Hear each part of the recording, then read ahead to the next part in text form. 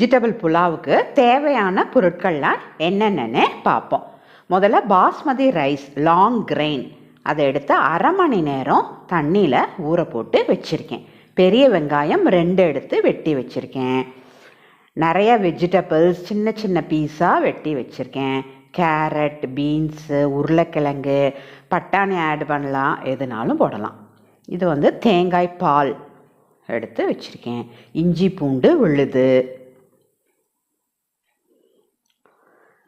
இது தாளிக்கிறதுக்கு பிரியாணி இலை, ஏலக்காய் 1, பட்டை, கிராம்பெல்லாம் எடுத்து வச்சுருக்கேன். 4 பச்சை மிளகா எடுத்து வச்சுருக்கேன்.